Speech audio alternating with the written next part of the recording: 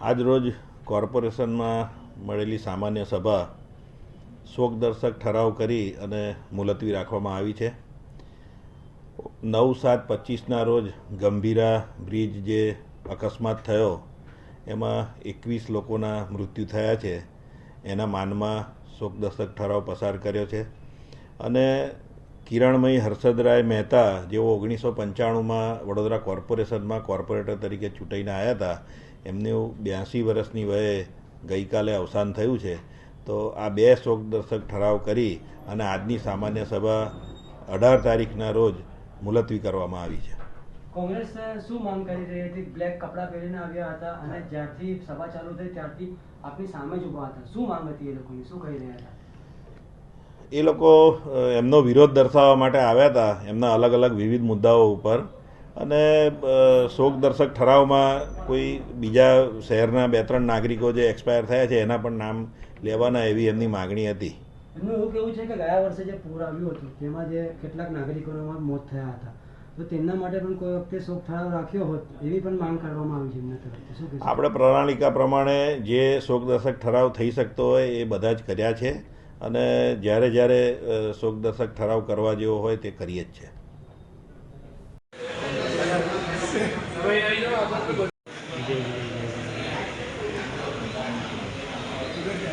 Next time आटला भी ये time लागे सूत्र बे हाथ ऊपर કર્યા કરે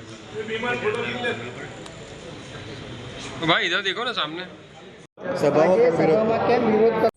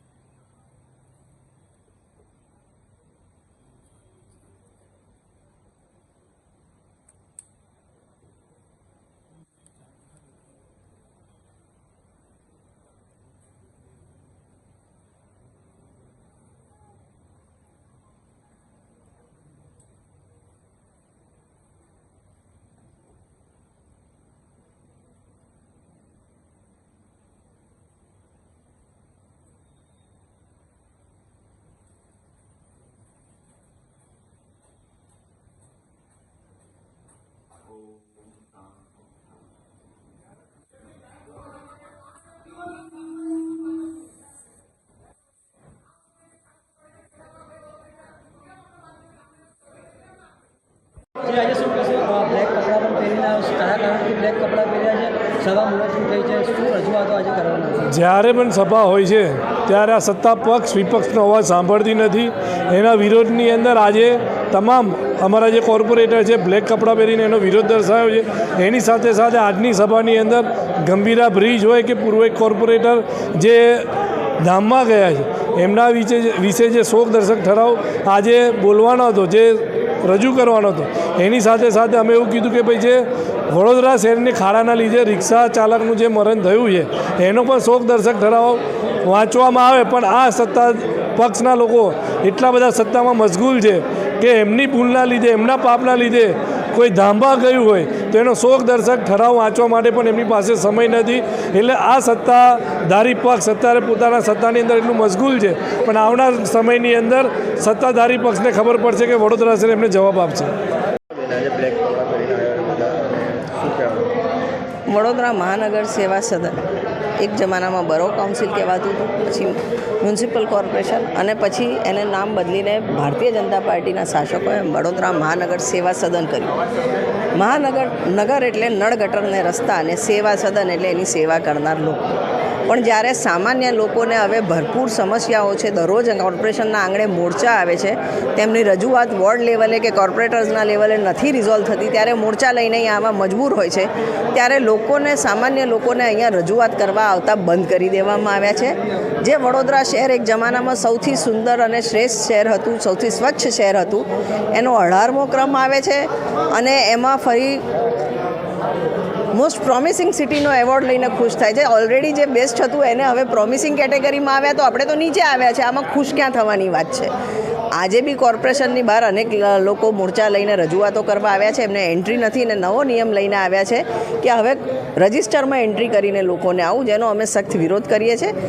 સેવા સદન છે તો લોકો માટે છે, નગરજનો માટે છે, અને નગરજનોની એન્ટ્રી અહીંયા બંધ ના હોઈ શકે. આજે અમે અહીંયા કાળા કપડાં પહેરીને સભામાં એટલે જ આવ્યા છે કે વડોદરા શહેરની જે પરિસ્થિતિ છે એને જે ભુવા નગરી, મચ્છર નગરી, પૂર નગરી જેવા ઉપનામો આ ભારતીય જનતા પાર્ટીના શાસકોના ભ્રષ્ટાચારના લીધે મળ્યા છે. અને હવે સમસ્યાઓ એવી લેવલે આવી ગઈ છે કે શાસક પક્ષ એનો જવાબ આપવા તૈયાર નથી ને જવાબ નથી એમની પાસે, એટલે લોકોને સુનાવણીમાં આવતા બંધ કરી દીધા છે. તો વડોદરાની પરિસ્થિતિ કેટલી ગંભીર રીતે ખરાબ થઈ ગઈ છે આપ સમજી શકો છો. નાગરિકોને બી અપીલ છે, 30 વર્ષમાં તમે જે લોકોને ખોબે મત આપ્યા, તમારી એન્ટ્રી સેવા સદનમાં બંધ કરે છે. હવે તો જાગો. વડોદરા શહેરની જે પરિસ્થિતિ છે હાલમાં, એટલો બધો ભ્રષ્ટાચાર વધી ગયો છે કે આ લોકોના પાપે ગંભીરા બ્રિજ હોય, વડોદરા શહેરમાં લોકો ખાડામાં પડીને મરી જતા હોય, રિક્ષાવાળો મરી જાય, એટલે આ લોકોના એટલા બધા ભ્રષ્ટાચાર થઈ રહ્યા છે. આજે તમે જોઈ શકો કે જે સભા હતી એ સભામાં ગંભીરા બ્રિજનો શોકદર્શક ઠરાવ હતો. તો અમે એટલી જ માગણી કરી કે જે વડોદરા શહેરમાં બી આપના ભૂલના લીધે, આપના પાપના લીધે જે બે નિર્દોષ લોકો ગુજરી ગયા છે, તો એમને બી નામ ઉલ્લેખ કરીને એમને બી શ્રદ્ધાંજલિ આપો. તો પણ એટલો બધો અહંકાર છે એને શોકદર્શક ઠરાવ્યા પછી જે ભારતીય જનતા પાર્ટીના કોર્પોરેટરો જે બહાર હસતા વાતો કરતા જાય છે, ખરેખર એમને શોખ હોય તો આવી પરિસ્થિતિ ના હોય. પણ એમને એવું છે કે કોઈ પણ રજૂઆત થાય નહીં, વડોદરા શહેરના પ્રજાનું કોઈ પણ લોકો પ્રશ્ન ના પૂછે અમને, એના લીધે કોઈ પણ સભા ચલાવતા નથી. ને આવી રીતે ખરેખર લોકોની વડોદરા શહેરમાં કેટલી સમસ્યા છે. ઠેર જગ્યાએ ખાડા પડી ગયા છે, પાણી ભરાઈ જાય, ગંદુ પાણી આવે, એટલી બધી મુશ્કેલી હોય ને એવા સમયમાં તમે સભા ના ચલાવે. ને જે બી કાઉન્સિલર હોય, અમે બધા કોંગ્રેસના કાઉન્સિલરો કે ઇતર લોકોને જે આગેવાનો હોય એ લોકોને એક જ માગણી કે વડોદરા શહેરમાં જે સમસ્યા છે એનો નિકાલ વહેલી તકે થાય, લોકોને મુશ્કેલી ના પડે, એવી માગણી હતી. ને એવી અમારી રજૂઆત પણ કરવા સુદ્ધા પણ સભા ચલાવતા નથી. એટલે અમારી એવી માગણી છે કે જે વડોદરા શહેરમાં પ્રશ્નો છે વહેલી તકે કરવા જોઈએ, અને જે અહંકાર ભારતીય જનતા પાર્ટીને આવ્યો છે એ લોકો આ વર્ષે એમને બતાવી દેશે. આમ તો તમે ચોથી જાગીર છો અને ચોથી જાગીરે બી વિરોધ કરવો જોઈએ એવું મારું સ્પષ્ટ માનવું છે. અમારો વિરોધ એકલો વિરોધ નથી, અમારો વિરોધ પ્રજાની આવાજ છે, લોકોની આવાજ છે. જે વેદના લોકો વેઠી રહ્યા છે એને ઉજાગર કરવા માટે અમે લોકો અહીંયા સભામાં બોલવા માંગતા હતા. અંતિમ ક્રિયાના સ્મશાનો જો પ્રાઇવેટમાં આપી દેતા હોય તો એનો મતલબ એ થયું કે તમે સ્મશાન બી ચલાવવા લાયક નથી. જે વ્યક્તિ સ્મશાન ચલાવવા માટે છે એના ઉપર તો કેસ ચાલે છે કોર્ટોમાં, અને એ વ્યક્તિ સંભાળશે. એના લીધે જ આ કોર્પોરેશનનું ઊંધું પડી રહ્યું છે.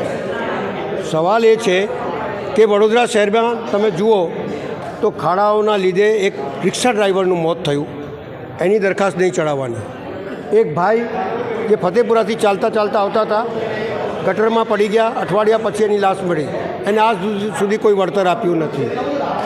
ગંભીરા બ્રિજની અંદર માણસો મરી ગયા, એ સરકાર નિષ્ફળ ગઈ છે દેખાઈ આવે છે કે સરકારને વારંવાર રજૂઆત કરવા છતાં અમારા ધારાસભ્ય ત્યાંના સ્થાનિક નાગરિકોએ રજૂઆત કરી, પણ સરકારની ઊંઘ નહીં ઉડી, એના લીધે આ બનાવ બન્યો અને લોકો મરી ગયા. આની તમામ જવાબદારી સરકારની છે. હાલની બોટકાળની અંદર 12 બાળકો નિર્દોષ મરી ગયા, એ પણ અહીંના મળતિયાઓની જવાબદાર છે, અને 2 શિક્ષિકાઓ મરી ગઈ. શહેરની અંદર ગંદુ પાણી આવે, શહેરની અંદર ડ્રેનેજો ઉભરાય, રોડો બરાબર ના હોય, અને એના માટે કોઈ બોલવાનું નહીં. અને સ્ટેન્ડિંગ કમિટીની અંદર બેસીને જે કાયદો છે એના વિરુદ્ધ કામ કરતા હોય અને કરોડો રૂપિયાનું ભ્રષ્ટાચાર થતું હોય તો શું અમારે બોલવાનું નહીં? અમે નાગરિકોની અવાજ છીએ, વિરોધ પક્ષ એટલે નાગરિકોની અવાજ હોય, અને એ અવાજને દબાવવાની જે કોશિશ થઈ રહી છે એની સામે અમારી લડત છે. જ્યાં સુધી લોકોને ન્યાય નહીં મળે, જ્યાં સુધી અન્યાય થતું રહેશે, ત્યાં સુધી અમે લડતા રહીશું. એ અમારા પ્રજા સમક્ષ વાયદો છે.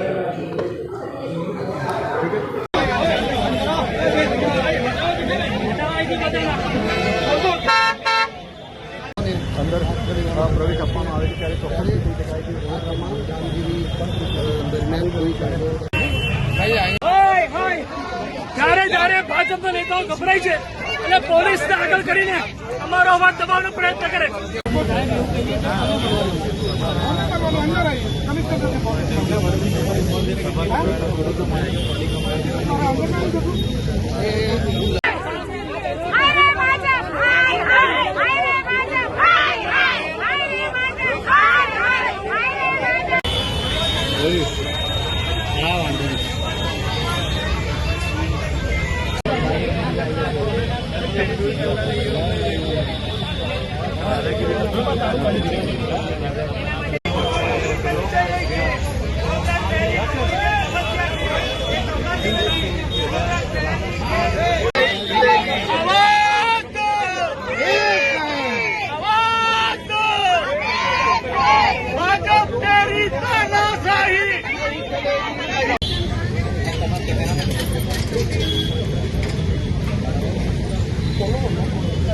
नहीं जाने देंगे.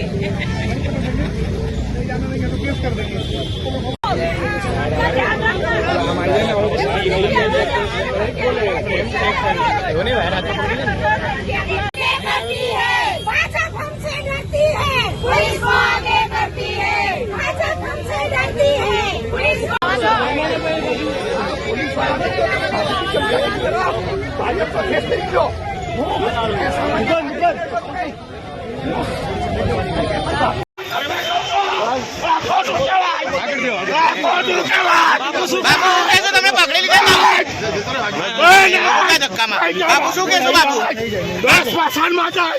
બાપુ શું કહેશો? બાપુ ધરપકડ કરવામાં આવે તમારી, બાપુ શું કહેશો?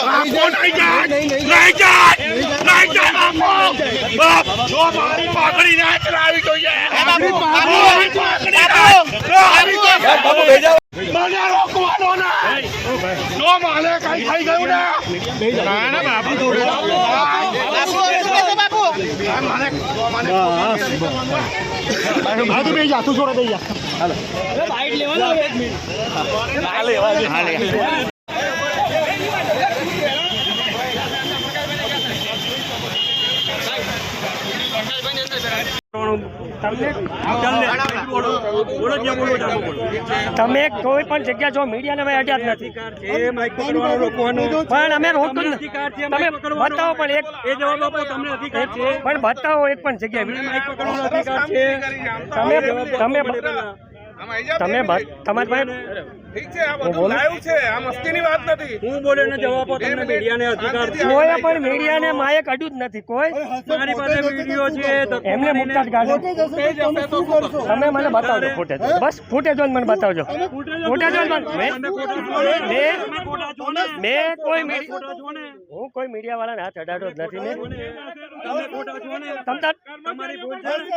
ભાઈ તમે ભાઈ તમે મીડિયાને કોઈ અડકા નથી.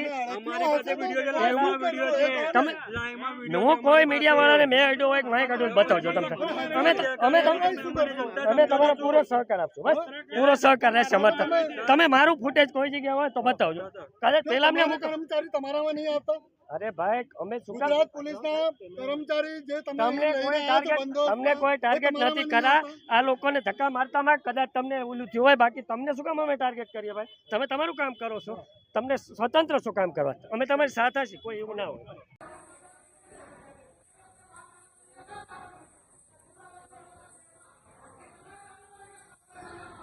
સામાન્ય સભા ફરીથી 18/7/2025 ને શુક્રવારના રોજ સાંજે 8 કલાકે મળવા પર મુલતવી રાખું છું.